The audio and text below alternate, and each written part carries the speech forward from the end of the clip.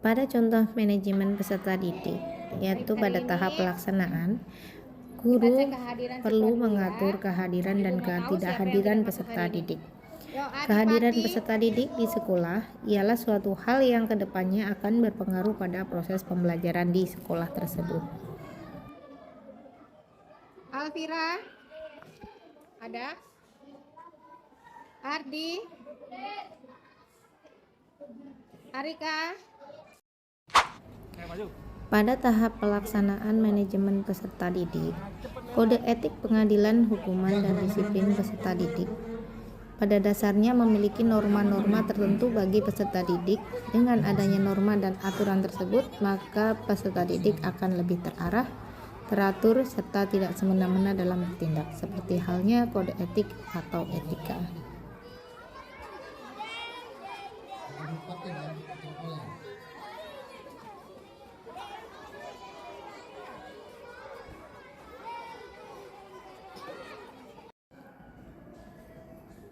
Pada manajemen peserta didik, pada tahap perencanaan bisa dilakukan dengan perencanaan peserta didik atau analisis kebutuhan peserta didik, rekrutmen peserta didik, dan seleksi peserta didik.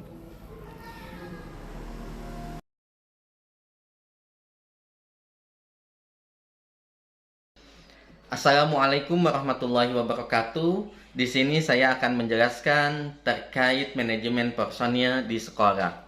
Manajemen personil menurut Privo yaitu perencanaan, pengorganisasian, pengarahan dan pengawasan kegiatan-kegiatan, pengadaan, pengembangan dan pemberian kompensasi, pengintegrasian, pemeliharaan dan pelepasan sumber daya manusia agar tercapai berbagai tujuan individu dan organisasi dalam masyarakat. Menurut Undang-Undang Nomor 20 Tahun 2003 tentang Sistem Pendidikan Nasional, Pasal 1 Ayat 6, pendidik adalah tenaga kependidikan yang berkualifikasi sebagai guru, dosen, konselor, pamong belajar, widya iswara, tutor, instruktur, fasilitator, dan sebutan lain yang sesuai dengan kekhususannya, serta berpartisipasi dalam penyelenggaraan pendidikan. Menurut Undang-Undang Nomor 20 Tahun 2003 tentang Sistem Pendidikan Nasional Pasal 1 Ayat 5, tenaga kependidikan adalah anggota masyarakat yang mengabdikan diri dan diangkat untuk menjunjung penyelenggaraan pendidikan. Istilah personil sekolah meliputi tenaga pendidik dan tenaga kependidikan yang ada di sekolah, mencakup tenaga edukatif dan administratif.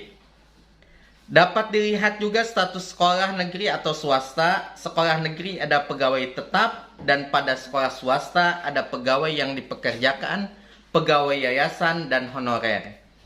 Tenaga administrasi personil sekolah adalah di mana proses penataan terkait administrasi sekolah menggunakan tenaga kerja di sekolah secara efisien dan tercapainya tujuan sekolah yang sudah ditentukan. Ruang lingkup manajemen personil di sekolah yaitu ada pengadaan personil, penempatan dan penugasan, pemeliharaan personil, pembinaan personil, dan pemutusan hubungan kerja.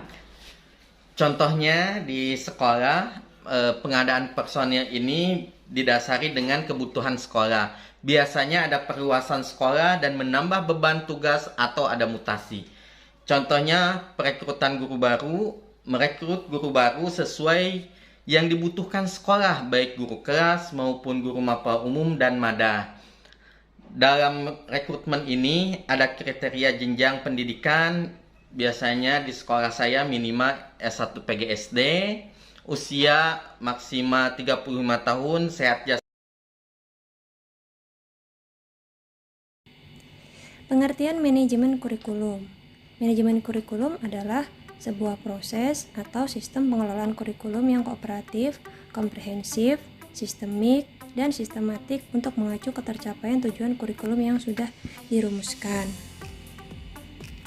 Proses manajemen kurikulum tidak lepas dari kerjasama sosial antara dua orang atau lebih secara formal dengan bantuan sumber daya yang mendukungnya.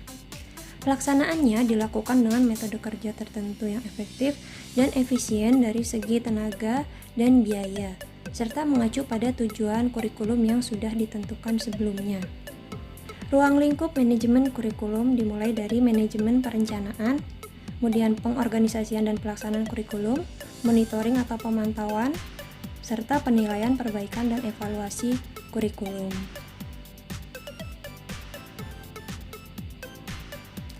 Prinsip manajemen kurikulum terdiri dari produktivitas, demokratisasi, kooperatif, efektivitas dan efisiensi, serta mengarahkan visi, misi, dan tujuan.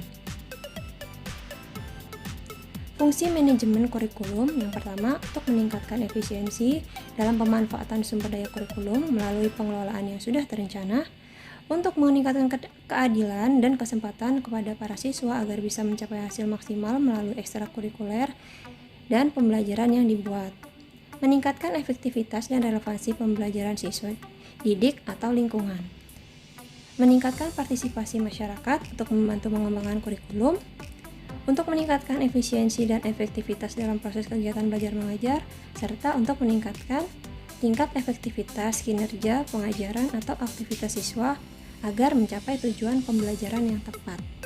Contoh manajemen kurikulum di SDN Grogol 2. Yang pertama, pengaturan kegiatan ekskul.